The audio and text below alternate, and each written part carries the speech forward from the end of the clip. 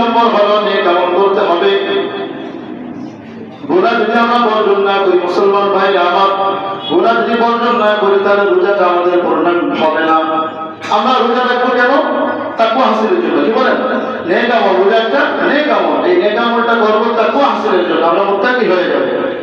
কিন্তু এই রোজাটা যদি, এই নেক আমলটা যদি পূর্ণাঙ্গ না হয়, এটা যদি ছিঁড়া ফাটা হয়, তাহলে এই আমল দিয়ে কি মুত্তাকি হওয়া যাবে?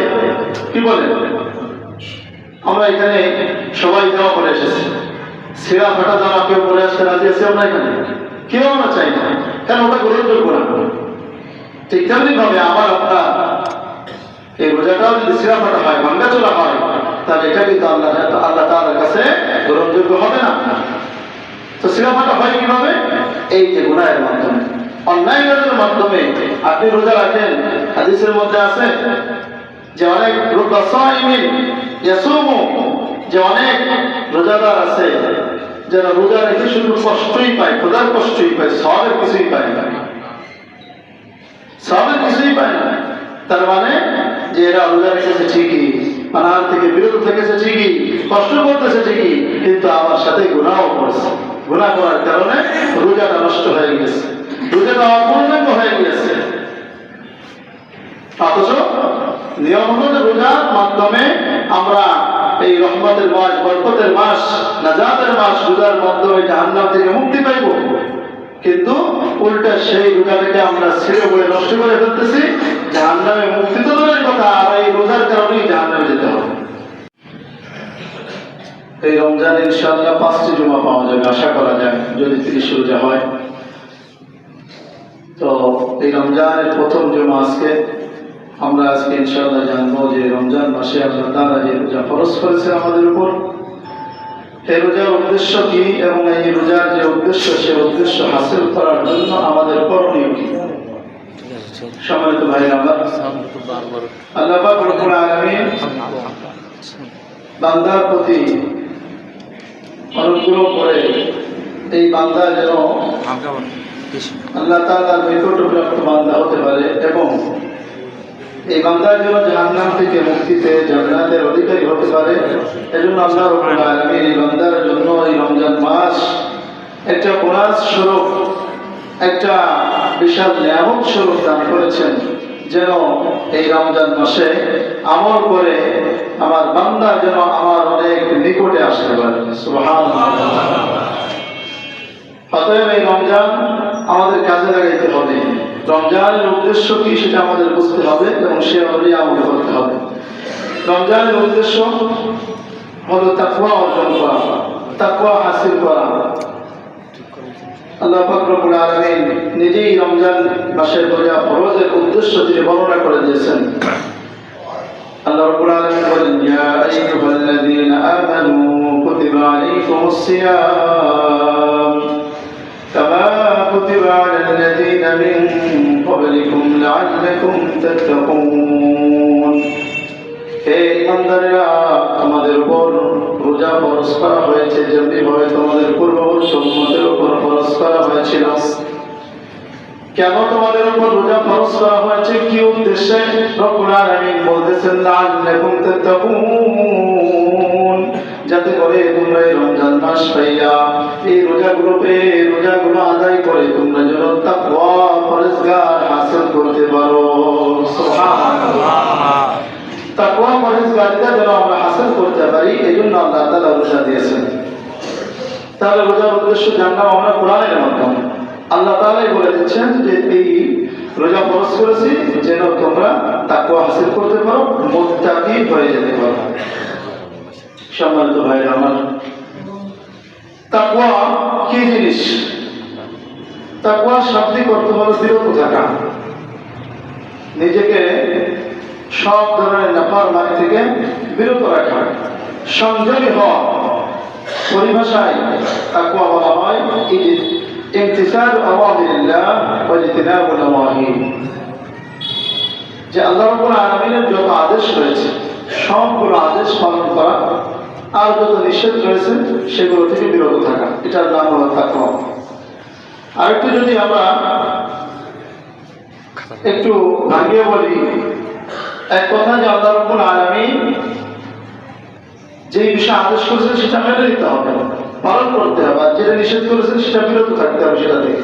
আল্লাহ তাআলা যেটা আদেশ করেছেন সেটা মান্য করার নাম ইবাদত, আর যেটা থেকে নিষেধ করেছেন সেটা থেকে বিরত থাকার নামই হলো ইবাদত। বুঝে আসছেন? যেটা আদেশ সেটা মান্য করা, আর যেটা নিষেধ সেটা থেকে নিজেকে বিরত রাখা, এটার নামই হলো ইবাদত, এটার নামই হলো তাকওয়া। অর্থাৎ আমার আপনার মধ্যে যে গুনাহের অভ্যাস রয়েছে, যে গুনাহগুলো আমরা করি, সব গুনাহের কাজগুলো বর্জন করতে হবে, তাহলে আমরা মুত্তাকি হতে পারবো। আর এই রোজার মাধ্যমেও একজন মানুষ মুত্তাকি হতে পারে। রোজার মাধ্যমে মানুষ গুনাহ থেকে বিরত থাকতে পারে। রোজাটা আল্লাহ তাআলা দিয়েছেন যেন বান্দা মুত্তাকি হতে পারে, রোজাকে গ্রহণ করে। কিন্তু কিভাবে মানুষ রোজার মাধ্যমে গুনাহ থেকে বিরত থাকতে পারবে? কিভাবে? প্রিয় ভাইরা আমার, তাকওয়ার অর্থ আমরা পেলাম নেক আমল করা আর গুনাহ থেকে বিরত থাকা। কিন্তু এটা যদি এমন হয় যে গুনাহ করলাম, নেক আমল করলাম, তাহলে কি তাকওয়া হাসিল হবে? হবে না। একটু উদাহরণ দিলে বুঝবেন। আমরা দেওয়াল রং করি না, বিল্ডিং এর দেওয়াল রং করার আগে কি করি? ওই দেওয়ালে যত ময়লা আছে, শ্যাওলা আছে, সব আমরা বসে বসে একদম ক্লিন করে ফেলি, ঠিক না? পরিপূর্ণরূপে একদম যখন পরিষ্কার হয়, তারপরে যে রংটা দেওয়া হয় ওই রংটা দীর্ঘস্থায়ী হয়ে যায়, দীর্ঘদিন ধরে এটা স্থায়ী থাকে। কিন্তু কি মনে করেন, যদি এই ওয়াইড অবস্থায় শ্যাওলা পড়ে আছে, বিল্ডিং করার পরে রং আর করেননি, 10 বছর পরে রং করতে চেয়েছেন কিন্তু ঘর পরিষ্কার করলেন না, এরপর রং দিলেন, দামি দামি রং দিলেন, একবার না দুইবার 3 পাল্লা রং দিলেন, আপনি এই রং কয়েকদিন থাকবে? থাকবে বেশি দিন? বেশি দিন থাকবে না। ঠিক তেমনি ভাবে বান্দা যদি মুত্তাকি হতে চায়, তাহলে আগে তার গুনাহ বর্জন করতে হবে। আগে যত ধরনের গুনাহ করতো সব ধরনের গুনাহ ছাড়তে হবে, গুনাহ অভ্যাস দমন করতে হবে। যেটা বলতেছিলাম ওইটা একটু বলে নিই যে রোজার মাধ্যমে গুনাহ দমন হয়। কিভাবে? মানুষ সাধারণত গুনাহ করে দুইটা অঙ্গের কারণে সবচেয়ে বেশি। একটা হলো পেট, আর 2 নম্বর হলো লজ্জাস্থান। সবচেয়ে বেশি মানুষ গুনাহ করে পেটের কারণে, খাওয়া দাওয়ার কারণে, আর লজ্জাস্থানের কারণে। এই দুইটা জিনিসের যদি চাহিদা না থাকতো মানুষ কোনো গুনাহ করতো না। এই দুইটা কারণেই সবচেয়ে বেশি মানুষ গুনাহে লিপ্ত হয়, আর রোজার মাধ্যমে এই দুইটা জিনিসই দমন হয়। রোজার মাধ্যমে এই দুইটা জিনিস দমন হয়। না খেয়ে থাকলে গুনাহ করতে মনে চায়? না খেয়ে থাকলে আপনি দেখবেন শারীরিক চাহিদাটাও আসবে না। ভালো ভালো জিনিস যখন খাইবেন তখনই কিন্তু শারীরিক চাহিদা আপনাকে টানবে।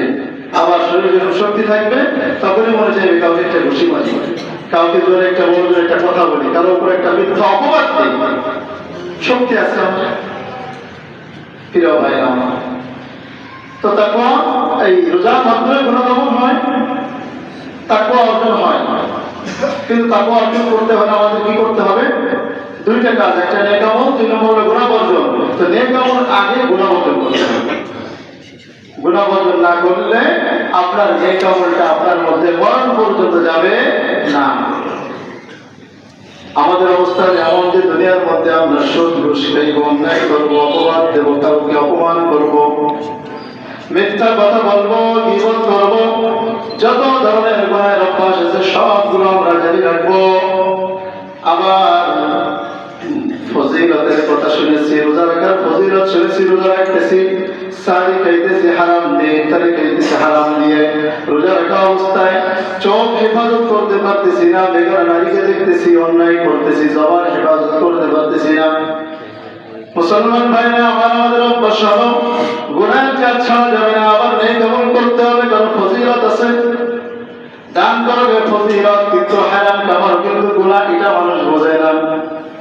দান আমার করতে হবে, হারাম হোক আর হালাল হোক দেখার দরকার নেই, আমার দান করতে হবে। কিন্তু মুসলমান দুই দিকের মাসালাই জানতে হবে।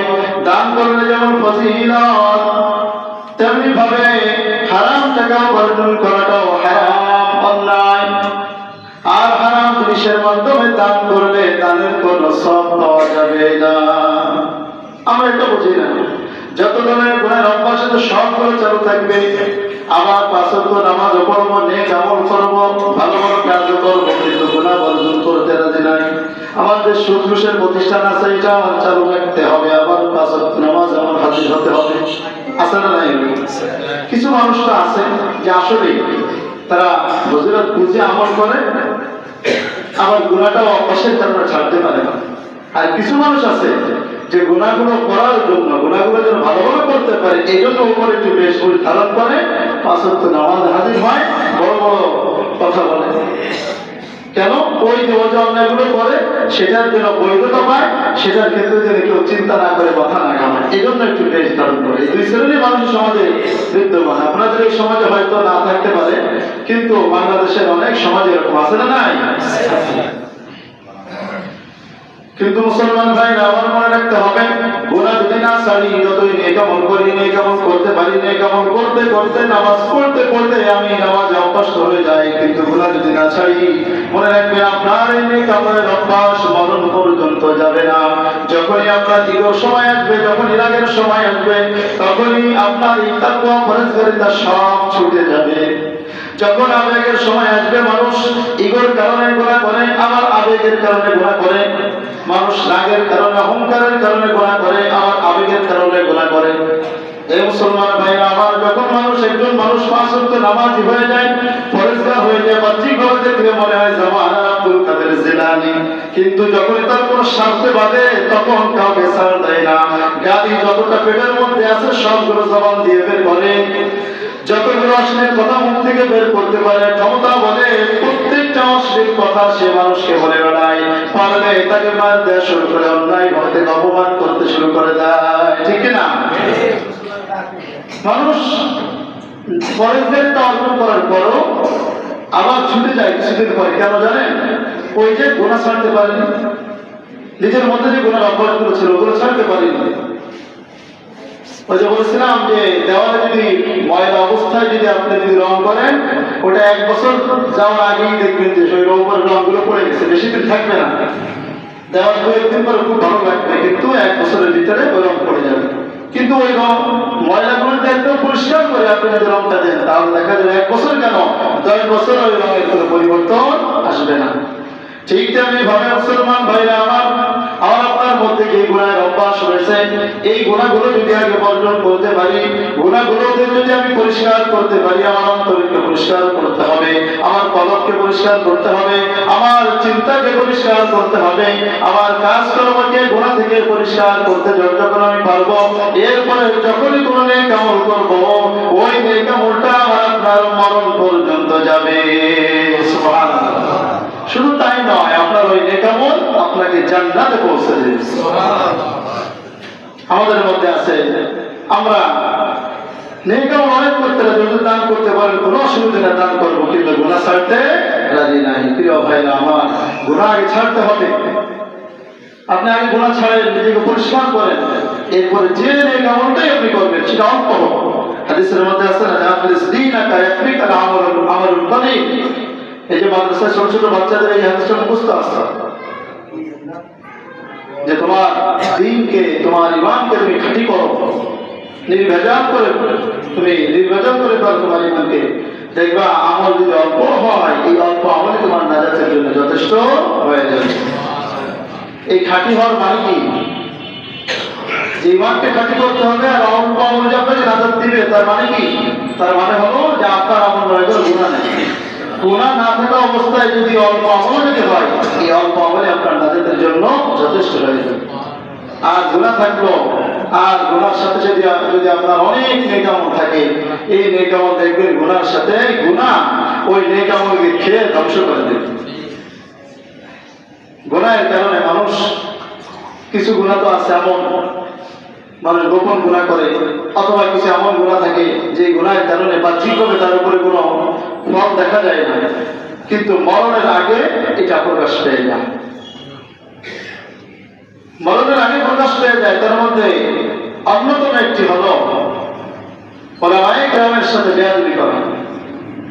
অনেক পরেজগার মানুষ দেখেছি, কিন্তু ওলামায়ে কেরামের কাছে যখন আসে, তাদের সঙ্গে যদি কোনো স্বার্থে বাঁধে, বাস তাদেরকে ছাড় দেয় না, তাদের সঙ্গে চরম পর্যায়ে বেয়াদবি করে। এই সমস্ত ব্যক্তিদের ক্ষেত্রে হাদিসের মধ্যে আছে, আবু যারা ওলামায়ে কেরামের সাথে বেয়াদবি করে, আমার আশঙ্কা হয় যে মরণের আগে এই ব্যক্তি ঈমান নিয়ে মরতে পারবে না। মরণের আগে ঈমান নিয়ে মরতে পারবে না ওলামায়ে কেরামের সাথে যদি বেয়াদবি করে। প্রিয় ভাইরা আমার, এজন্য তাকওয়া অর্জন করতে হলে দুইটা কাজ, একটা হলো গুনাহ বর্জন আর একটা হলো নেক আমল। তা আগে কোনটা? গুনাহ বর্জন। আপনার গুনাহ থেকে পবিত্র থাকতে হবে, অন্যায় কাজ ছাড়তে হবে, সব ধরনের জুলুম ছাড়তে হবে। জুলুম ছাড়তে হবে। বর্তমান সমাজ এখন জুলুমে সয়লাব হয়ে গেছে। কথার মধ্যে জুলুম, কাজের মধ্যে জুলুম, মসজিদে আইসাও জুলুম। মসজিদ সবচেয়ে পবিত্র জায়গা, উৎকৃষ্ট জায়গা, সেসব জায়গায় মানুষ জুলুম করতে ছাড়ে না। নামাজ পড়তেছে আবার জুলুমও করতেছে। কি বলেন? এই নামাজ দিয়ে কোনো কাজ হবে? ওই জুলুমে নামাজের সবটাকে খেয়ে ফেলবে।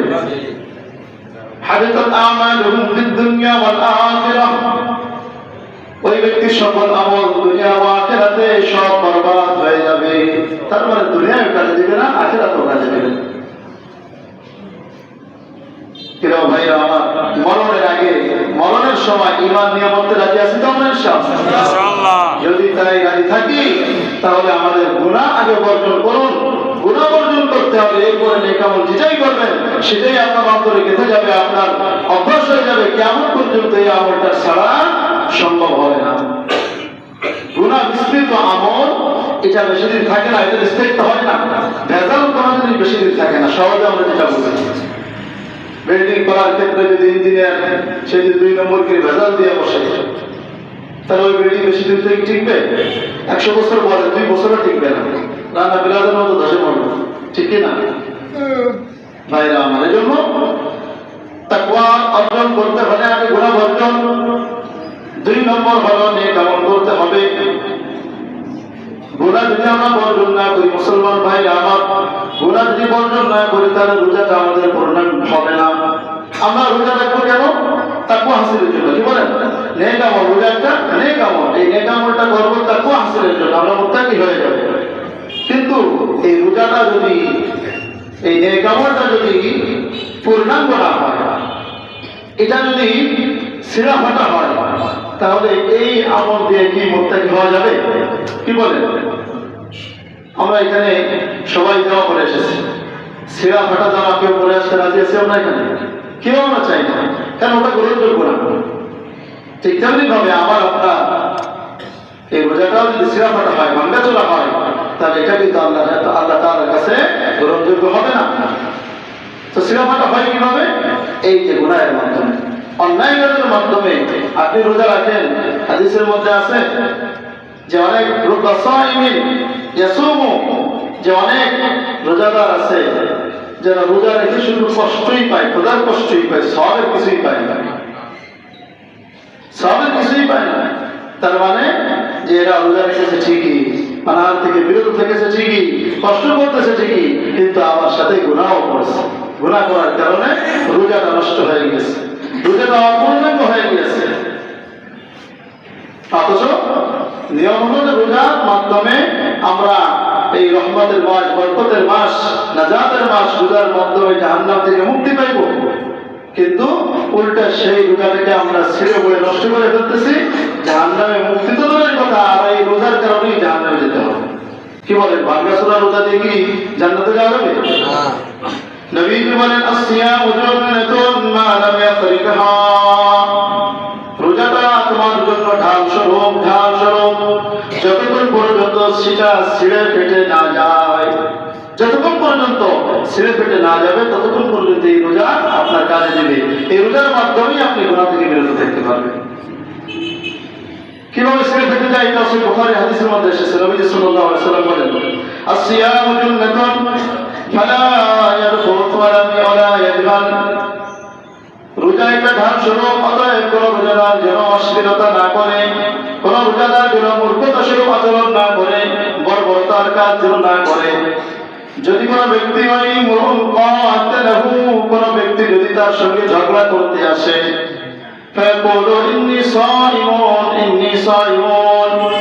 সে যেন বলে দেয় যে আমি রোজাদার, আমি রোজাদার। ব্যক্তি আপনার সাথে ঝগড়া করতে আসবে, আপনি যাবেন না যাবেন। আপনি বলবেন ভাই রোজাদার শিখিয়ে দিচ্ছেন কে?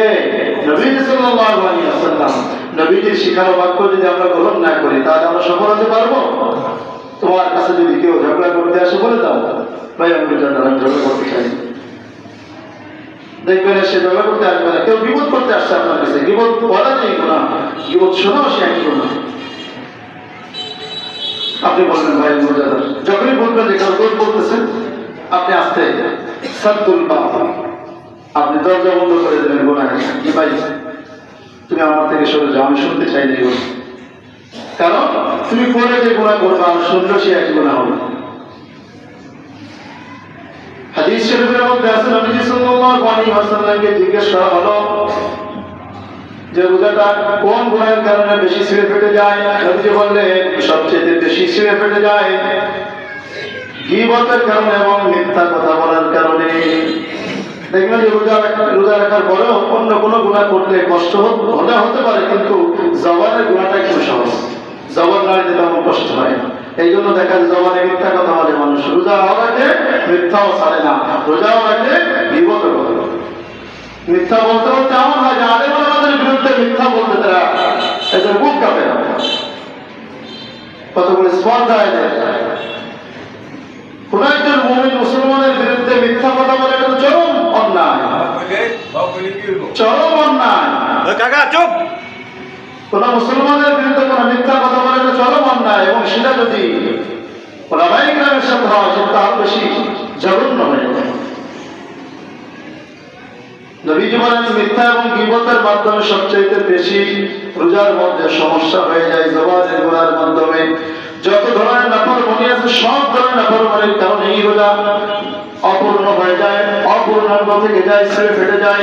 সবচেয়ে বেশি মানুষ এই গুনাহগুলো করে জবানের দ্বারা, মিথ্যা এবং গীবতের দ্বারা। এটা আমার কথা, মুসনাদ আহমদের মধ্যে হাদিস এসেছে। রোজা রেখে আমাদের অনেক সময় কষ্ট হয়, যখন কষ্ট হবে যদি শারীরিক অসুস্থতা না হয়, সব ঠিক থাকার পরে যদি কষ্ট হয় একটু মাথা খাটাবেন যে আমার দ্বারা মনে করে গুনাহ হয়ে গেছে, আমার দ্বারা মনে করে গুনাহ হয়ে গেছে। হাদিসের মধ্যে আছে দুই মহিলার ঘটনা, তারা রোজায় কাতর হয়ে পড়েছে, কোনোভাবেই তারা একদম দুর্বল হয়ে গেছে। সাহাবের বলছে ইয়া রাসূলুল্লাহ, দুইজন মহিলা একদম অবস্থা খারাপ, কি করবে এখন? বলে আমার কাছে নিয়ে আসো। নবীজি তো বুঝতে পেরেছে যে নিশ্চয়ই কিছু ঘটেছে। নবীজি বলেন যাও একটা পাত্র নিয়ে আসো, মুসনাদ আহমদের হাদিস, একটা পাত্র নিয়ে আসো। ওই দুই মহিলাকে বলাইতে বমি করতে, দুই মহিলা বমি করেছে, তার গলা থেকে কাঁচা রক্ত এবং একদম তাজা গোশত বের হয়ে পড়েছে। নাউযুবিল্লাহ বলি। নবীজি বললেন এরা গীবত করেছে, যার কারণে কোরআনের মধ্যে বলা হয়েছে গীবত করলে অপর ভাইয়ের গোশত খাওয়ার সময়। তার একটা বাস্তব নমুনা আল্লাহ তাআলা এই মুজিজার মাধ্যমে দেখিয়ে দিয়েছেন, এটার মাধ্যমে বুঝিয়ে দিয়েছেন যে গীবত করা মানে অপর ভাই মৃত ভাইয়ের গোশত খাওয়ার সময় দেখিয়ে দিয়েছেন যে তোমরা গীবত করেছো, তাহা আমরা গীবত করেছি, স্বীকার গেছে, এই জন্য তোমাদের এই কষ্ট হচ্ছে। এই জন্য সবকিছু ঠিক থাকার পরেও যদি দেখবেন যে রোজায় কষ্ট হচ্ছে, বুঝতে হবে আমার দ্বারা কোনো গুনাহ হয়ে গেছে, আমি হয়তো কারো গীবত করেছি, আমি হয়তো মিথ্যা কথা বলেছি বা অন্য কোনো গুনাহ করেছি, তখন দেখবেন টের পাইবেন। কিন্তু যদি আপনি যদি একদম কোনো গুনাহ না করেন, শারীরিক অসুস্থতা না থাকে, আপনি দেখবেন রোজা আপনি কোনো কষ্ট টের পাইবেন না, কোনো টের পাইবেন না। আল্লাহ, এই জন্য রোজাটা যদি আমাদের পূর্ণাঙ্গ রাখতে হয় তাহলে গুনাহ থেকে বিরত থাকতে হবে, গুনাহ থেকে বিরত থাকতে হবে। গুনাহ থেকে বিরত না থাকলে এই রোজাটা কিন্তু আমার আপনার কাজে আসবে না। সবচেয়ে বেশি যে গুনাহের কথা হলো গীবত করা। গীবতটা এখন মানুষ গীবত বানায় ফেলেছে। আমরা যেটাকে গীবতকে খুব মজাদার মনে করি, গীবতের মতো মনে করি, আল্লাহ রাব্বুল আলামিন এই গীবত নামক গীবতকে মৃত ভাইয়ের গোশত খাওয়ার শামিল করেছেন। সূরা হুজুরাতের মধ্যে রাব্বুল আলামিন বলেন ওয়ালা ইয়াতাবাদুকুম বা'দা, তোমরা একে অপরের গীবত করিও না। আইয়ুহিব্বু আহাদুকুম আন ইয়াকুলা লাহমা আখিহি মাইতান ফাকারিহতুমুহ, তোমরা কি একজন আরেকজনের মৃত ভাইয়ের গোশত বর্জন করতে পছন্দ করো নাকি? ফাকারিহতুমুহ, অথচ তোমরা তো এটা অপছন্দ করো, তাহলে কেন গীবত করো? এর আগে আল্লাহ তাআলা বলেছেন না তাজাসসু, যে তোমরা কারো কিছু গোয়েন্দাগিরি করো না, কারো দোষ তালাশ করতে দেও না। আমাদের মধ্যে কিছু ভাই আছে পিছনে লেগেই থাকে, কেমনে ওর দোষটা বের করা যাবে। হ্যাঁ মুসলমান ভাইরা আমার, প্রত্যেকে আমরা একটা দায়িত্ব পালন করি না, কি বলে? আপনার দায়িত্বের মধ্যে যদি কেউ অনধিকার চর্চা করতে যায়, আপনার খারাপ লাগবে না ভালো লাগবে? মেনে নেবেন? আরে খারাপ লাগা তো বলে কথা, যদি কেউ আপনার দায়িত্বের মধ্যে অনধিকার চর্চা করতে আসে, তাহলে তো আপনার তো মনে হচ্ছে মনে একটা আছে মতো মনে বলবে কিনা? কেউ কারো দায়িত্বের মধ্যে অনধিকার চর্চা করার কোনো সুযোগ নাই। আপনি ব্যবসা করেন, ব্যবসার মধ্যে আপনি আমি যদি বলি যে এইভাবে না এইভাবে করো, সেভাবে না এইভাবে করো, এটা কেন করতেছ, তখন কি ভালো লাগবে? ঠিক তেমনি ভাবে এই দায়িত্ব পালনের মধ্যে অনেক নাম রয়েছে। তারা তাদের দায়িত্ব যেভাবে পালন করবে, সে দায়িত্বের মধ্যে যদি ভুল থাকে আপনি ধরিয়ে দিবেন ভদ্রতার সহিত, আদবের সহিত। কিন্তু আপনি যদি খোঁজ নিতে যান, নামাজ পড়াইল, নামাজের মধ্যে দেখলাম যে পাটাকে মনে একটু বাঁকা হয়ে দাঁড়ায়, নামাজের মধ্যে গায়ে একটু মশা পড়েছে, হুজুর দেখলাম একটা মশা মারল, এই হুজুরের পিছনে নামাজ পড়া যাবে আছে না নাই? আর শুধু পিছনে লেগে থাকে। আল্লাহ বলছেন না তেজস্সু, কোনো ভাইয়ের পিছনে লেগে থেকো না, কোনো ভাইয়ের দোষ তালাশ করতে দেও না। আর আমরা মুসলমান ভাইরা, আমরা মুসলমান ভাই, আমরা আল্লাহকে মানি, আল্লাহ আমাদের রব, এটা মানার পরও মানুষের দোষ তালাশ করতে থেকে অনর্থক। প্রত্যেকেই নিজের দায়িত্ব নিয়ে চিন্তা করা উচিত, তাহলেই উন্নতি করা সম্ভব, কি বলেন? কিন্তু আমরা আছি কি, নিজের কোনো খবর নাই, নিজের ফ্যামিলির কোনো খবর নাই, আমার ফ্যামিলি নামাজ পড়ে কিনা এটার কোনো খবর নাই, আমার পরিবার ঠিক আছে কিনা তার কোনো খবর নাই, আমার ছেলে ঘুমিয়ে থাকে, আমার স্ত্রী ঘুমিয়ে থাকে, নামাজ পড়ে না। আমরা দৌড়ে যাই যে হুজুরের কি অবস্থা, হুজুরের নামাজটা কি ঠিক মতো আছে কিনা, হুজুর কি নফল নামাজ পড়ে কিনা, হুজুর কি সুন্নাত, হ্যাঁ সুন্নাতের আগে আসে কিনা। আমরা এগুলোর মধ্যে থাকি। সবাই না, কিছু মানুষ, এই কিছু মানুষের কারণে গোটা সমাজ ধ্বংস হয়ে যায়। শেখ সাদি রাহিমাহুল্লাহ বলে গিয়েছেন যে একটা ফুল বাগান নষ্ট করার জন্য একটা হুতুম বাছাই যথেষ্ট, একটা ফুল বাগান নষ্ট করার জন্য একটা হুতুম বাছাই যথেষ্ট। এই জন্য এই সকল হুতুম বাছা যদি সমাজে, এই সমাজ হয়তো নাই, যদি থাকে কোনো চান্স দেওয়া যাবে না, কোনো সুযোগ দেওয়া যাবে না, পারবেন না ইনশাআল্লাহ? কোনো অনধিকার যদি কোনো ব্যক্তি করতে আসে, তাকে ইচ্ছা মতো ধরবে। তোমার দায়িত্ব এটা দেখা, তোমার দায়িত্বের মধ্যে তুমি থাকো। আগে তুমি নিজের সংশোধন, আল্লাহ বলেছিল আগে নিজে জাহান্নাম থেকে বাঁচো, পরিবারের জাহান্নাম থেকে বাঁচো, এরপরে জাতির চিন্তা করো।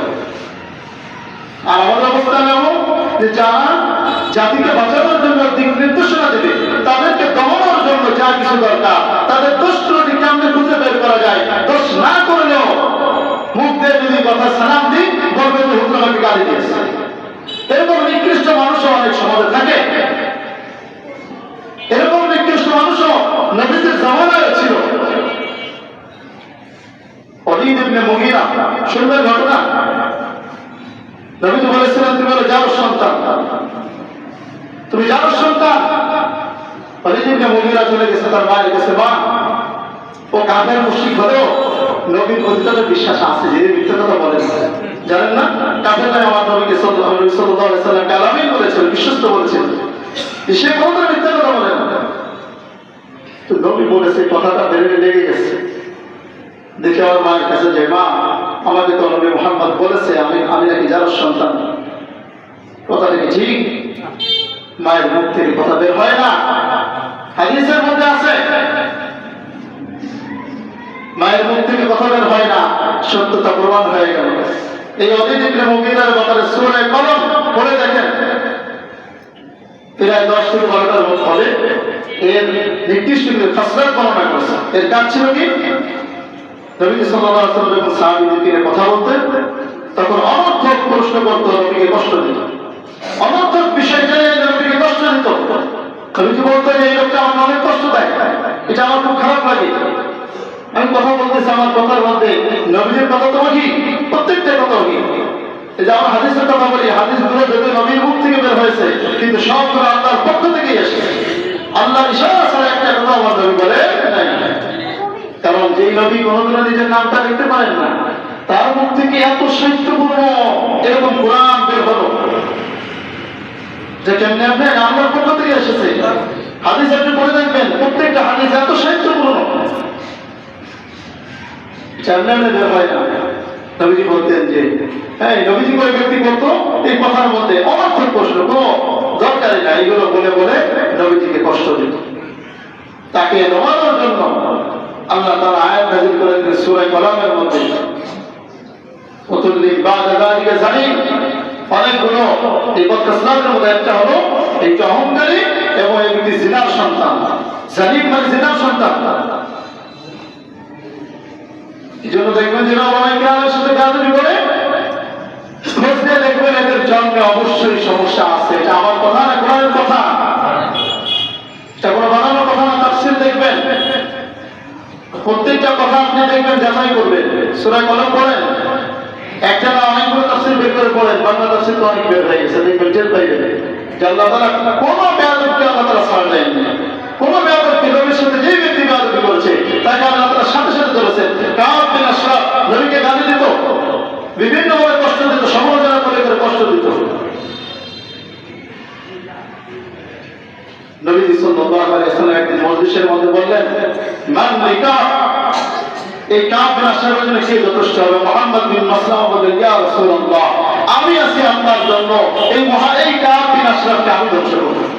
আল্লাহু আকবার বলি। নবী মুহাম্মদের সাহাবীরা এমন করেছেন। প্রিয় ভাইরা আমার, নবীজির কথা, ওলামায়ে কেরাম হলেন ওয়ারাসাতুল আম্বিয়া, নবীদের ওয়ারিস। কিসের ওয়ারিস? ইলমের ওয়ারিস, সম্পদের ওয়ারিস হয় না নবীদের, ইলমের ওয়ারিস। সেই ইলম আপনাদের সামনে বন্টন করার জন্য এই দুনিয়া এখন নবী নাই, কিন্তু আলেম আছে। কি বলেন? নবীর ওয়ারিসদের সঙ্গে বেয়াদবি করা মানেই তো নবীর সঙ্গেই বেয়াদবি করা। একজন আলেম কি বানানোর কথা বলে না নবীর কথা বলে? তো সেই কথা বলার কারণে যদি আপনি বেয়াদবি করলেন, আসলে কি আলেমের সাথে বেয়াদবি করলেন না নবীর কথার সাথে বেয়াদবি করলেন? মান আদালি ওয়ালিয়ান ফাআদানু বিহারবিন মিনাল্লাহ। যেই ব্যক্তি আমার বন্ধুর সঙ্গে, আলেমের সঙ্গে যেই ব্যক্তি শত্রুতা করে, আল্লাহ তাআলা তাকে বলছে তুমি যুদ্ধের জন্য প্রস্তুত হও আল্লাহর সঙ্গে। আল্লাহর সঙ্গে যুদ্ধ করতে পারবো আমরা? আল্লাহ ডাইরেক্ট ঘোষণা করেছেন তোমার সাথে যুদ্ধের ঘোষণা। প্রিয় ভাইরা আমার, তো বলতেছিলাম যে বেয়াদবি আমরা করবো না। কোরআনের মধ্যে সূরা ফাতিরের মধ্যে আল্লাহ তাআলা বলেছে, ইন্নামা ইয়াখশাল্লাহা মিন ইবাদিহিল উলামা। উলামাদের ব্যাপারে সার্টিফিকেট দিচ্ছেন আল্লাহ তাআলা। সার্টিফিকেট বুঝেন?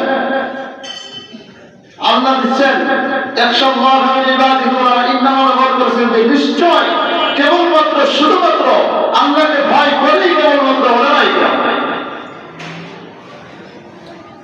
22 নম্বর পারা 14 নম্বর পৃষ্ঠা, এটা খুলে দেখেন, সূরা ফাতিরের মধ্যে আছে। আল্লাহ তাআলা যাদের ব্যাপারে তাকওয়ার ঘোষণা দিচ্ছেন, আল্লাহর ভয় ঘোষণা দিচ্ছেন, তুমি তার বিরোধিতা করতেছো, এটা খুব পাবে না। হাদিসের মধ্যে আছে একজন আলেমের জন্য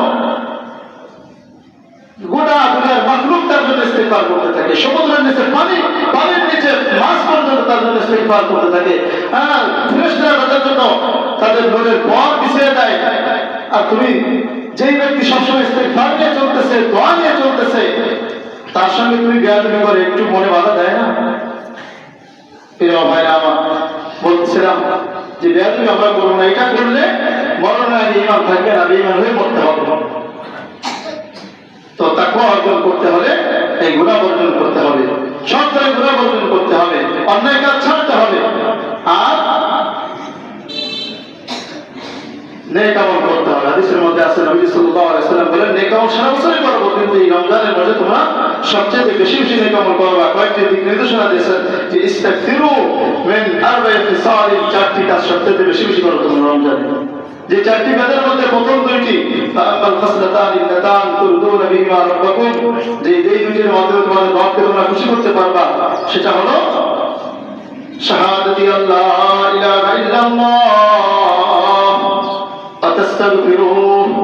এই কথার সাক্ষ্য দাও যে আল্লাহ ছাড়া কোনো মাবুদ নাই। তাহলে রমজান মাসে আমরা লা ইলাহা ইল্লাল্লাহ এটা জিকির বেশি বেশি আমরা করব। এটা আমরা জবানে ফিট করবো, কলবে ফিট করবো, কাজে কর্মে ফিট করবো যে আল্লাহ ছাড়া কাউকে প্রভু হিসেবে মানি না, আল্লাহ ছাড়া কাউকে মানি না। আর 2 নম্বর কাজ হলো তাস্তাগফিরু, ইস্তিগফার করো। ইস্তিগফার করলে তোমার সব সমস্যার সমাধান দিয়ে দেবেন কে? আল্লাহ তাআলা। কোরআন হাদিসের মধ্যে ইস্তিগফার অনেক ফজিলত বর্ণনা করেছি। আর দুইটা গুণ হলো, যেই দুইটা গুণ অর্জন না করে তোমাদের কোনো উপায় নাই, লা গিনা আবিকুম, তোমাদের কোনো উপায় নাই।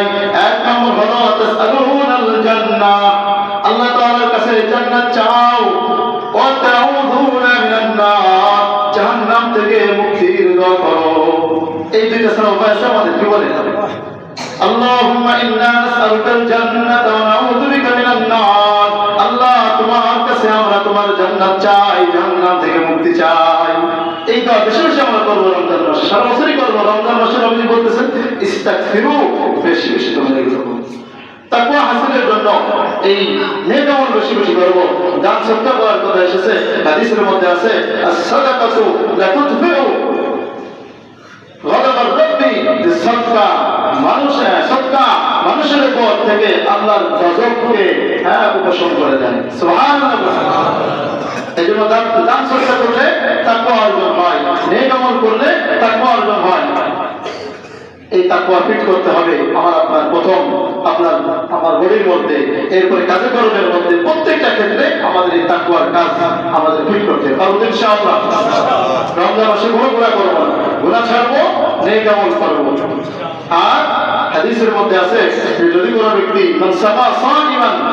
যদি কোনো ব্যক্তি কোনো রোজাদারকে ইফতার করায়, তাহলে তো গত সপ্তাহে বললাম যে ইফতার করে সমান সওয়াব পাওয়া যায়।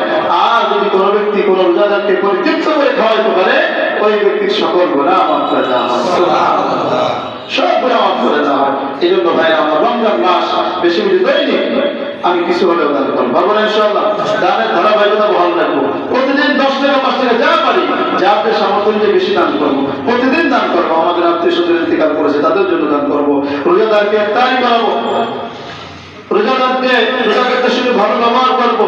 কেউ কারোর সঙ্গে কোনো কটু কথা বলবো না, কাউকে অপমান করে কোনো কথা বলবো না। নিজের দায়িত্ব নিয়ে নিজে চিন্তা করি ভাই, আমার আমল নিয়ে আমি যাবো। লা তাজিরু ওয়াজিরাতুন বিজরা উখরা, কেউ কারো গুনাহের কথা বহন করবে না। আপনি আমারটা নেবেন না, আমি আপনারটা নেব না। আমার হিসাব আমাকে দিতে হবে, আমার আমল আমি নিয়ে রাখবো, আমার বোঝা কেউ বহন করবে না। প্রিয় ভাইরা, আমাদের জন্য রমজান মাস সেই সুযোগ। এই রমজান মাসকে রমজানের উদ্দেশ্য তাকওয়া হাসিল করা, রোজার উদ্দেশ্য তাকওয়া হাসিল করা। এই তাকওয়া আমরা হাসিল করবো কিভাবে? নেক আমল করবো আর আগে গুনাহ ছেড়ে দেবো। আল্লাহ তাআলা আমাদেরকে তৌফিক দান করেন, আমিন।